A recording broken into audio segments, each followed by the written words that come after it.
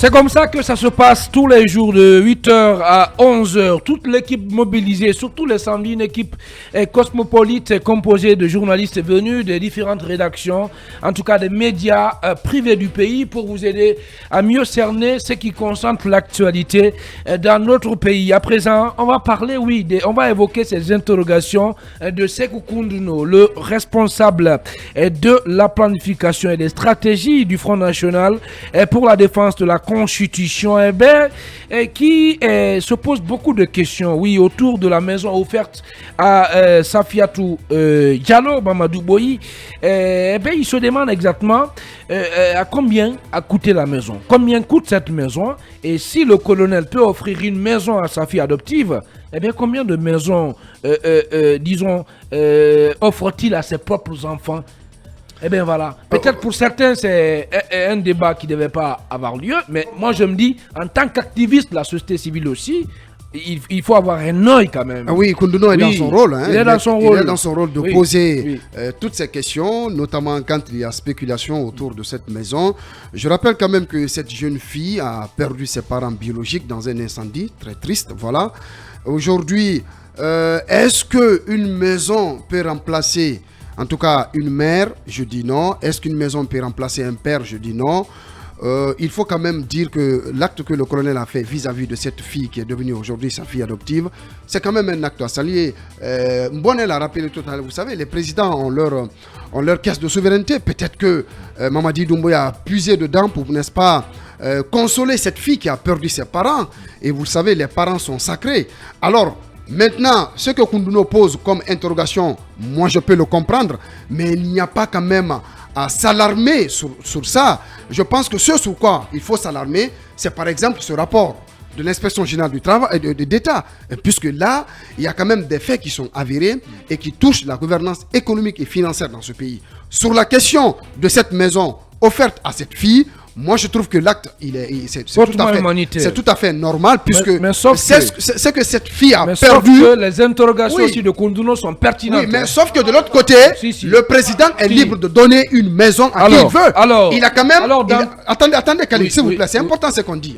Je sais qu'il y a des divergences de vues dans ce studio par rapport à cette question, mais chacun a son point de vue. Moi, je dis que le président, il a une caisse de souveraineté, il peut puiser dans ça pour offrir une maison à une tierce personne.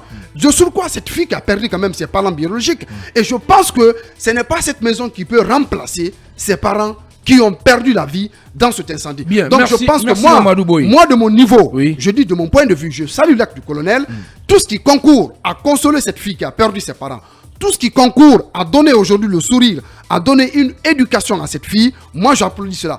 Maintenant, par rapport à l'origine des fonds, ou en tout cas à la provenance des fonds, pour, n'est-ce pas, racheter, parce que c'est une maison construite. Donc ça veut dire que certainement cette maison a été achetée. Achetée à combien de millions, un milliard, je ne sais pas, je ne saurais le dire. Mais le peuple a le droit de savoir. Bien sûr que le peuple a le droit de savoir, mais j'estime que ça peut venir par exemple des fonds de souveraineté du président de la République.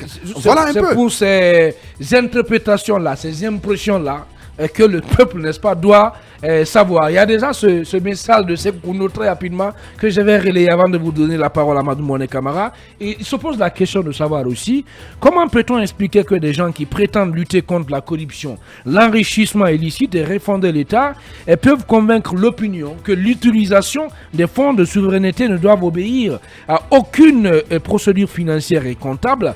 Il poursuit en ces termes: les fonds de souveraineté appartiennent aux contribuables guinéens et le peuple se veut exigeant sur son utilisation. Dans tous les pays normaux, la Guinée n'est pas sur Jupiter, et dans tous les pays où la rigueur de gestion est de mise, les fonds de souveraineté sont justifiés et ne peuvent être utilisés n'importe comment. Il a cité des exemples. Il a pris par exemple la France et les États-Unis à Madou Mbone.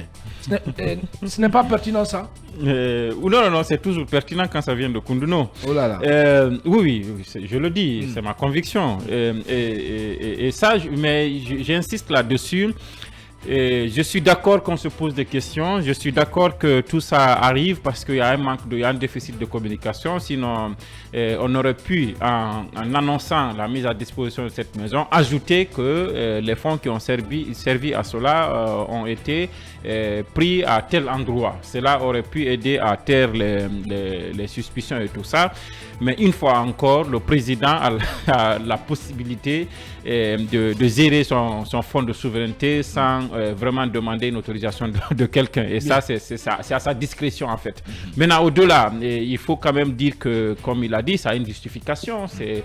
C'est une dame qui ne voyait pas seulement la fille adoptive du président, vous voyez aussi la fille qui a été victime, qui est orpheline, à qui le chef d'État vient en aide en lui offrant un toit.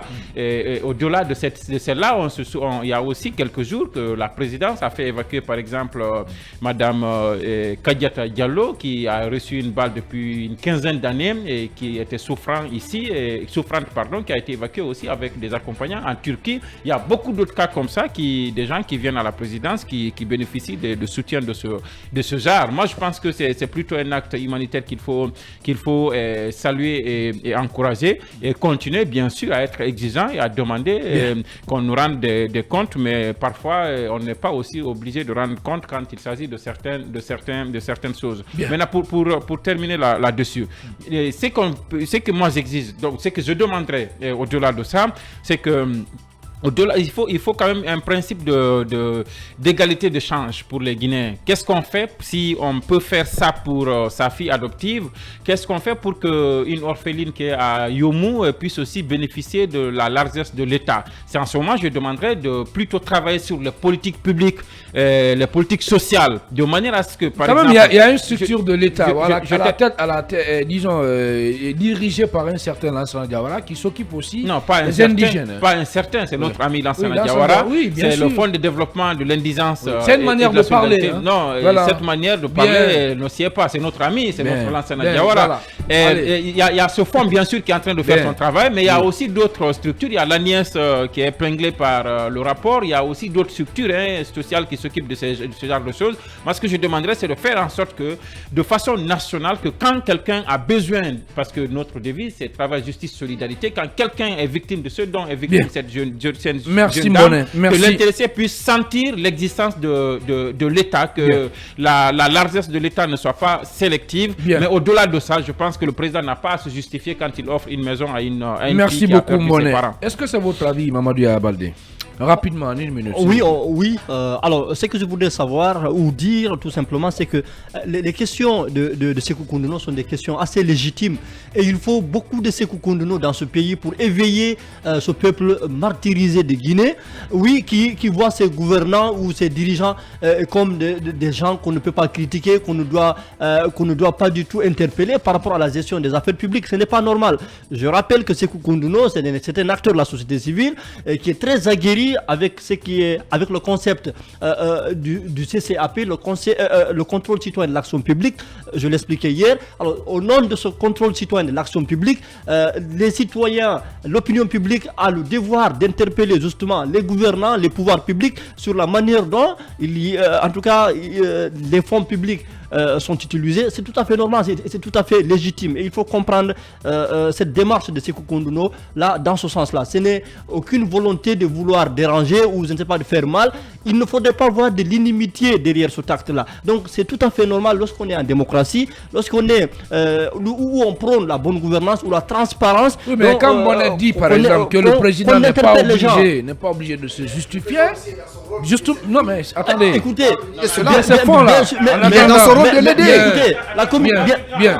Permettez-moi, quand je dis qu'il n'est pas obligé de se justifier. Vous l'avez dit. Non. Et ça, c'est grave, ça. Je n'ai pas dit que je Moi, je dis, le président, avant tout. Non, je l'explique. Avant tout, les fonds mis à sa disposition, quand même, font partie du contribuable public.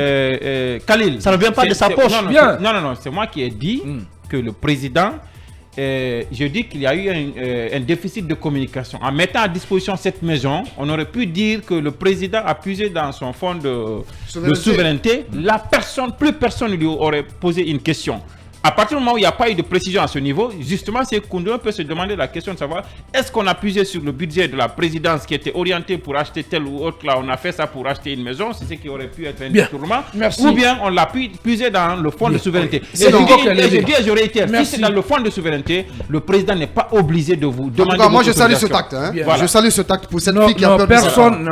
Attention, ne faites pas dire ce qu'on n'a pas dit dans ce pays. Tous les Guinéens ont salué ce tact-là. Certains pourtant l'ont pas salué. Si tous les Guinéens l'ont pas salué. Faites attention. Certains l'ont pas salué. Et moi ici, dehors de ce perçoit, je dis encore une fois que c'est un geste à saluer. Et moi je dis, est dans son rôle de s'interroger. Mais le président est libre de le faire. Moi je dis dans cette émission que tout le monde dans ce studio salue l'acte héroïque, n'est-ce pas, du président de la transition. Je n'ai pas dit le contraire. Donc ne nous faites pas dire ce qu'on a pas dit. Donc tu t'amènes la personne. Rapidement, oui, plutôt c'est vous. Voilà. Vous cognez au mur, en direct, allez-y. On a tous salué l'acte, oui, c'est ce qu'il voulait entendre, je pense qu'il est servi. Bien, allez-y. Mais je n'ai pas dit le contraire, c'est quelqu'un qui s'amène les personnes. Il nous faut quand même continuer à nous interroger, à nous poser des questions, parce que c'est tout à fait normal. Et on est dans notre rôle, donc c'est tout à fait normal. Et hier, je rappelais les différents types d'étoffes que le président ou un homme public peut avoir ou peut faire prévaloir. Notamment, c'est l'étoffe d'humanité. Je pense que cette étoffe d'humanité-là voudrait que les dirigeants ou que les hommes politiques, lorsque leur peuple ou leurs concitoyens traversent des situations de crise ou subissent des catastrophes naturelles-là, il est important que les dirigeants puissent faire parler leurs fibres patriotiques et humanistes. Yaya Baldé, merci bien. Oui, c'est quoi, allez-y. La polémique entretenue par Sékou Ndounou, sincèrement, est stérile, ça n'a pas de sens. Nous avons des choses plus importantes à débattre dans ce pays-là. Je pense que tout le monde, les gens se sont réveillés au petit matin du 15 juin 2022 par cette triste nouvelle qui est arrivée à cette fille donc, qui avait à peine 16 ans et qui a vu ses parents périr dans un incendie du côté de Bessia. Donc quand le président de la République décide d'abord d'adopter la fille de l'affaire, sa fille adoptive, et puis donc de l'offrir un toit, sincèrement, on ne devrait pas continuer à polémiquer autour de ça. Et pour moi, en fait, de ma part, c'est un débat qui n'a pas lieu d'être. On peut se poser des questions, notamment sur l'utilisation des fonds utilisés par le président de la République, mais on ne peut pas demander à un père de famille, par exemple, de s'expliquer par rapport à un geste, par exemple, qu'il fait pour un de ses enfants. Ça n'a pas de sens. C'est sa fille adoptive. Et je pense qu'à partir de là, ce qu'il faut encourager, c'est plutôt que ce soit le président de la République, que ce soit d'autres entités, c'est de voir qu'est-ce qui peut être fait en faveur des personnes démunies dans ce pays. C'est vrai qu'il y a des structures aujourd'hui qui sont mises en place, mais est-ce que ces structures-là font leur travail en faveur vraiment des personnes démunies? Il y a aujourd'hui des personnes en situation difficile qui ne sont même pas recensées, qui ont besoin d'assistance.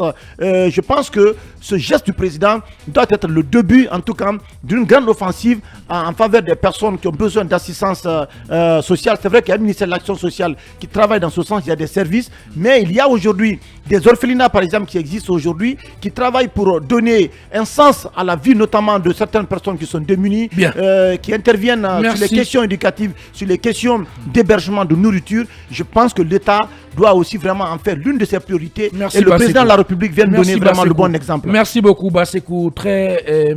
Malheureusement, on est pris par le temps. Mamoudou Babila Keita, juste un mot là-dessus, rapidement. Le président est-il en droit de faire des dons? Oui, parce qu'il dispose d'un budget de souveraineté. Sauf que très malheureusement, vous faites la comparaison, j'amène l'opinion à apporter ce jugement. Alpha Condé, l'ancien président de la République, avait ce budget de souveraineté dans lequel il achetait des véhicules pour, n'est-ce pas, construire son parc automobile au sein duquel les départements ministériels venaient se ravitailler et reversaient l'argent sur le compte de souveraineté du président Alpha Condé à la BCRG. Vous pouvez demander. Sauf que au matin du 5 septembre, il y avait près de 400 véhicules dans ce parc-là. Dans ce parc-là, qui ont été acquis dans le budget de souveraineté du président Alpha Condé. Ces véhicules-là ont été mis en vente aux enchères. Est-ce des biens de l'État ou des biens d'Alpha Condé? Posez-vous la question. Ça, c'est une interrogation pour l'opinion. Allez-y, continuez Babila. Ces ressources, Continuez Babila. C'est des budgets d'affectation spéciale. Oui. On le dit, le budget dans lequel le président, même Doumbouya est en train de profiter aujourd'hui, c'est qu'on appelle le fonds de souveraineté du président. Il dépense ce fonds à sa guise. Alors, la maison qui a été offerte à l'enfant, il peut donner, comme je l'ai dit, il peut offrir plus que ça à n'importe qui il veut. Bien. Mais à partir du moment, moi je pose la question, Continuez. il y a combien d'enfants orphelins, combien d'enfants, n'est-ce pas, qui ont les larmes asséchées aujourd'hui dans le désespoir, dans, disons, la précarité, sans bénéficier d'aucune attention de l'État, qui sont dans nos différentes familles qui sont ici à Conakry, à l'intérieur du pays. Il y en a assez. À partir du moment où le président a pris la responsabilité, le président ne peut pas faire du bien.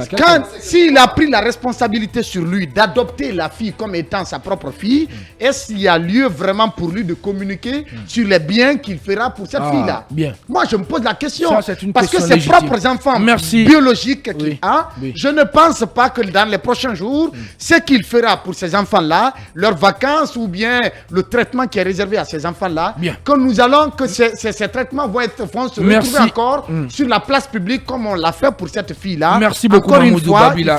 il faut savoir raison garder. Il faut savoir c'est extrêmement raison important. garder. Merci Mamoudou Babila. Keita. Mirador Mix se poursuit dans un instant.